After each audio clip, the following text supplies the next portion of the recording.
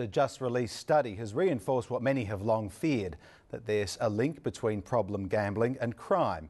The man behind the study says it's so prevalent that a new court needs to be created to deal specifically with gambling addicts who break the law. But as Rebecca Bryce reports, critics are already questioning the study.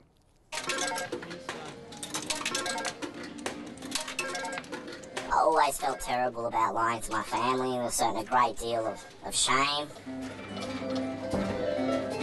Michael started playing the pokies at 17, using a fake ID.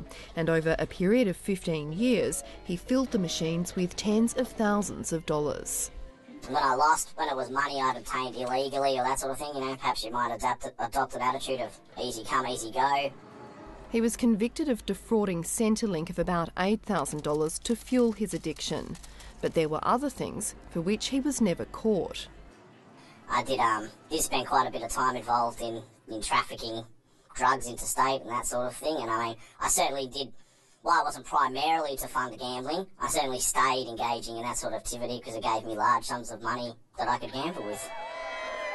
The author of a new report into the link between crime and gambling addiction in South Australia says he heard stories similar to Michael's and worse. One thing that was clear, I think, was that the gambling behaviour was built into their lives and that it had a direct relationship, direct causal relationship with a great deal of their offending.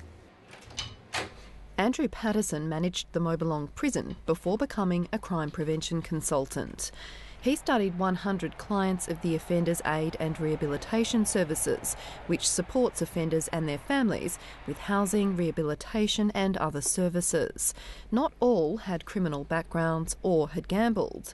40 were identified as problem gamblers, and half of that group said they'd committed a crime to fund their addiction.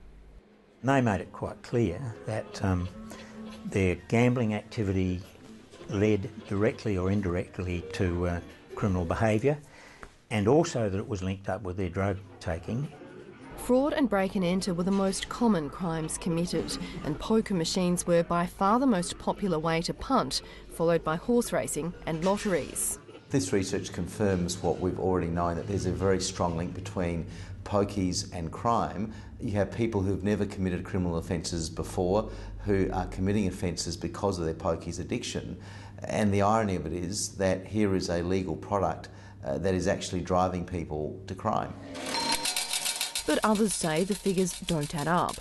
You're talking about 50% of 40 people, so that leaves you with 20 people. So these conclusions are being drawn from a total of 20 people. So that's where I have some concern with the overall conclusions that have been drawn from such a small number of participants.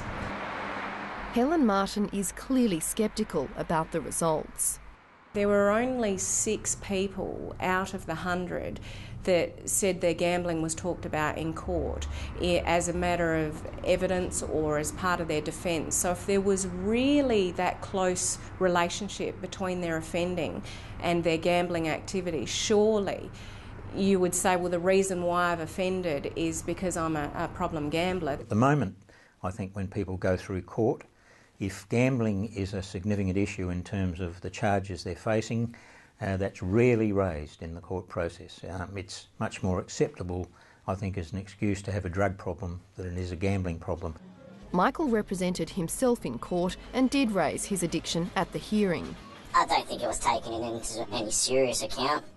I think they just saw me as a person who'd perpetrated that crime and said punishment would be issued. I don't think my gambling problem, although I did cite my gambling problem at the time, was taken into account at all, really.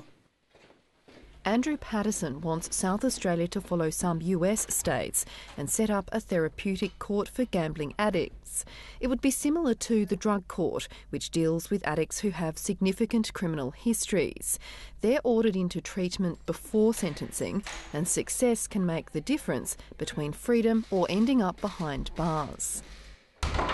The court uses its authority, its presence, its power to encourage in quite meaningful ways participation in treatment.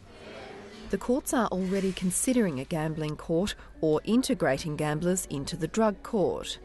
Recent figures on the drug court's success haven't been released, but a 2003 report shows that 39% of offenders completed the treatment program. A subsequent survey found that 75% of those who did complete the program were again facing charges soon after, albeit for relatively fewer and less serious offences. The Office of Crime Statistics concluded that while it couldn't prove the program was reducing reoffending among drug addicts, the figures provided some indication that the program may be having a positive effect. I haven't seen the evidence of how the current specialist courts are working, and I'd want to have a look at that first up.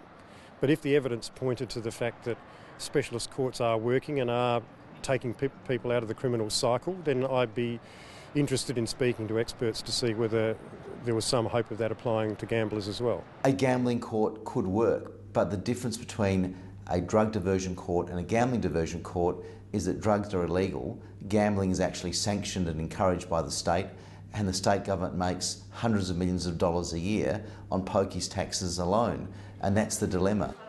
Nick Xenophon says he'd like to see the government set up a fund for victims of gambling-related crime. During his research, Andrew Patterson says he was told by some that drugs like methamphetamines heighten the pokies experience. He believes more research is needed in that area, but Clubs SA refutes that too.